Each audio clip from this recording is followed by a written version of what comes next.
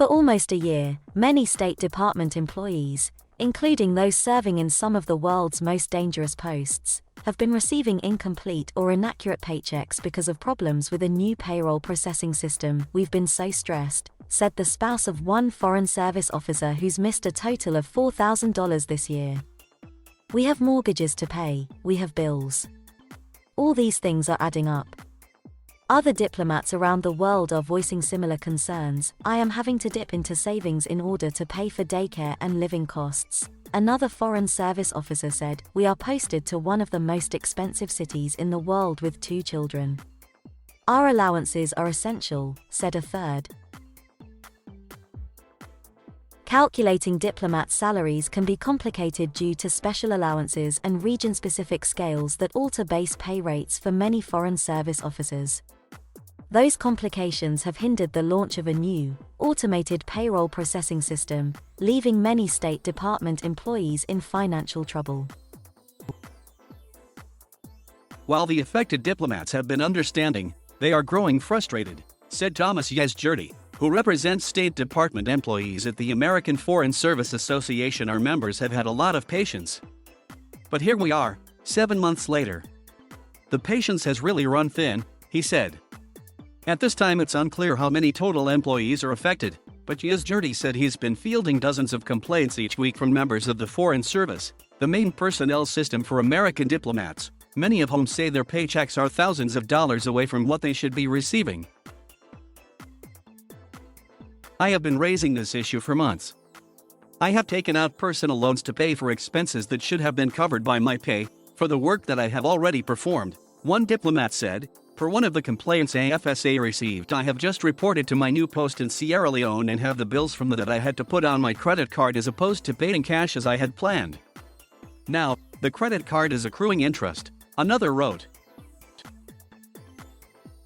Some employees, including 2 who most recently worked in Iraq and Afghanistan, reported they are missing allowances for working in dangerous conditions, known as hardship differentials.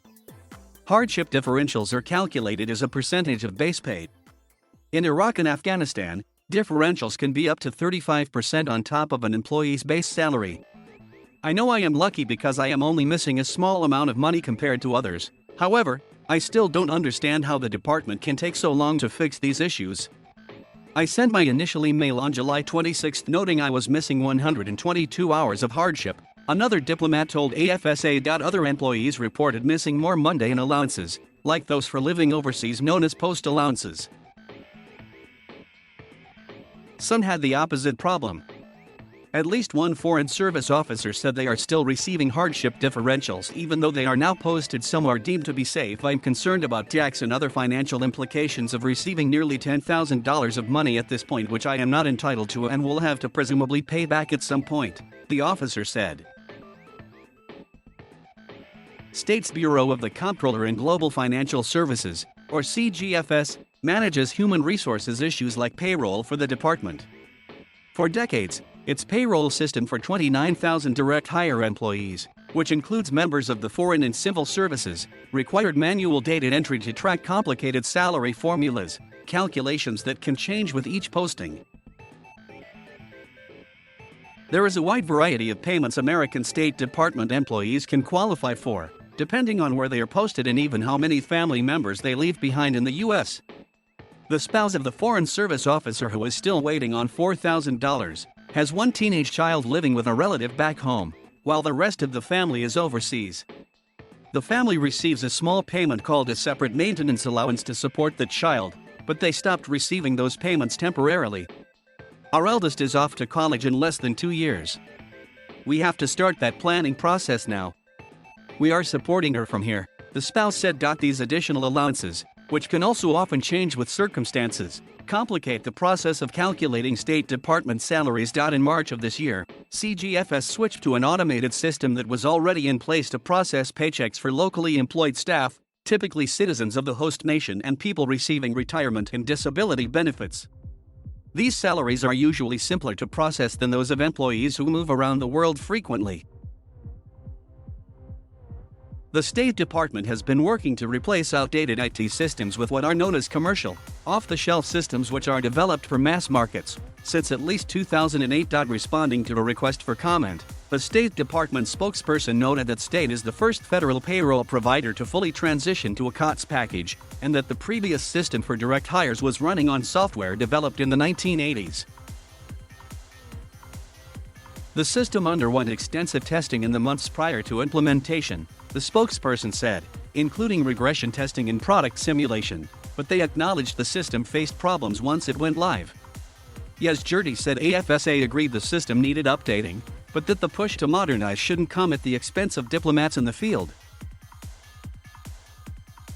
If they didn't do it well enough, because you can make an argument that after 7 months, when something's still not working, it's a success, he said. They need to fix this. The contractor behind the upgrade, SOS International, or SOSI, touted on its website its work with the State Department on a comprehensive global compensation system for expatriates, foreign nationals, and third-country foreign nationals. In an email, SOSI President and CEO Julian Session said the company was restricted by its contract with the U.S. government from discussing its work without customer review and approval.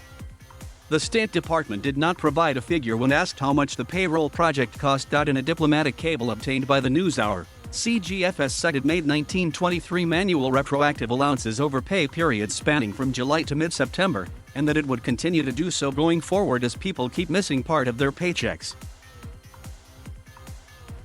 At first, AFSA received complaints from members who said they stopped receiving their paychecks entirely. But that issue was largely resolved by July, multiple AFSA officials said. The more persistent issue, Yazjurdi said, is retroactive pay. Thank you for watching. Please subscribe